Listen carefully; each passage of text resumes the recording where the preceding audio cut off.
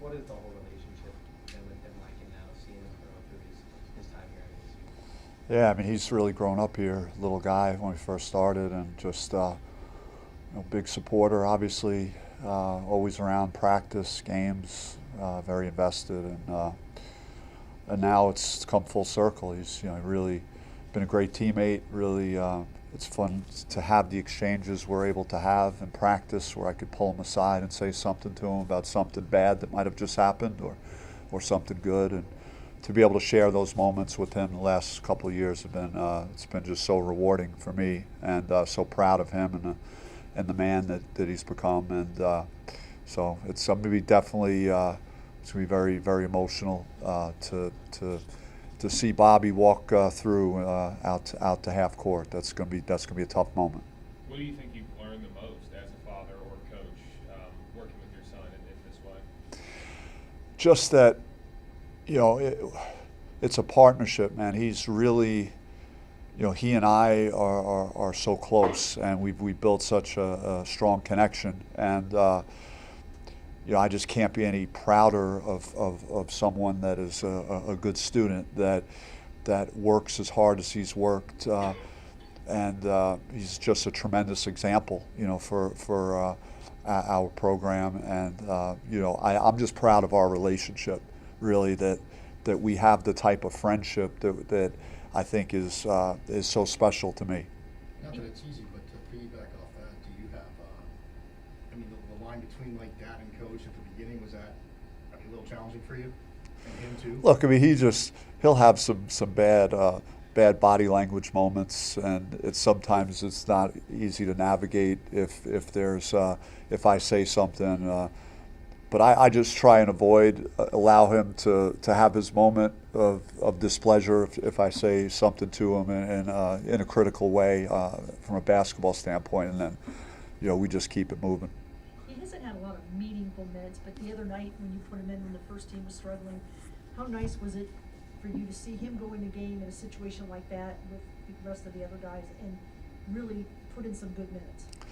Well, I think the basketball gods rewarded him because of how hard he works and the extra time he puts in working on his game. And he's had to battle through a wrist injury this year, so it hasn't always been smooth, perfect for him this year. But just the amount of time he's invested the last couple of years to get himself in a situation where he's not out of place in a situation like that. And I think he went in there with confidence because of the work he puts in.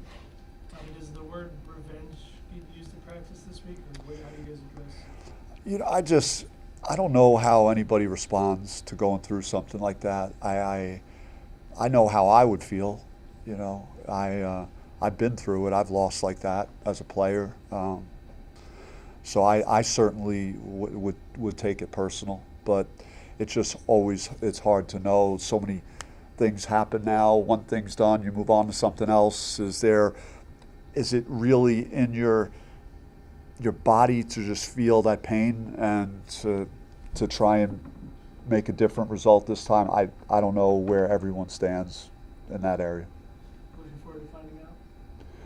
I mean, as competitors, it's why I'm thankful and grateful to be the head coach of Arizona State, because I get to go and play and coach and do what I love to do in games like this. This is what it's all about as a competitor. Obviously, the inside game was a big problem the last time you played them, and guys picking up fouls early. So how do you kind of guard against that, or do you tell your guys to maybe not be as aggressive early, or how do you kind of try and combat that? Yeah, it's. I don't think we're alone in having a hard time with fouls. Certainly, when you're talking about a guy like Balo that's as big and athletic and physical as he is, you're going to be put in some compromising situations, and we hope that we could do a better job using our speed and our footwork and not get tangled up around the basket. But overall, it was.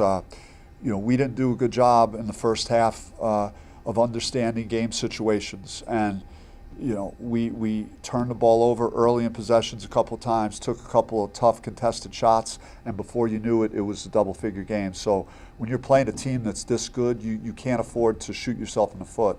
You have to manage the game well. If you have a great opportunity in the open court, you have to take it. If you don't, then you have to make them guard you and force them to defend in the half court. So, hopefully we have a better understanding of that concept, because if it's just straight up and down, then we don't have a chance, because they're too good inside and they have too many guys that could drive the basketball and score it. Bryson revealed the medical stuff earlier. What was that like as a coach going through that, and how the impact of that on the team? It's just been tough, because I've wanted to say, how misfortunate Bryson has been through this, but trying to just with his medical privacy and respecting when his timetable and when he wanted to talk about it, it's I feel terrible for him. I remember being with him on Christmas Eve and seeing him at the hospital with his family, and just to have to go through something like that, particularly on a holiday like that, and then the uncertainty that he's gone through just with all the testing to try and figure out exactly what the issue is and what caused it. So I think we're getting closer to that point. Bryson's been around the team more now, and it's been great having him, and we're just going to continue to support him, and hopefully we get some closure to this and he's able to move on. When you saw, when he was in the portal, obviously, he's a local guy. What was it about him that you said, I think this guy can help our program? Just, I think he's scrappy. I thought that he's kind of what I look for, a guy that is going to play hard. He's going to give you everything that you have. He's a great program guy. He's a great team guy. He never complained about anything early in the season, playing time or whatever.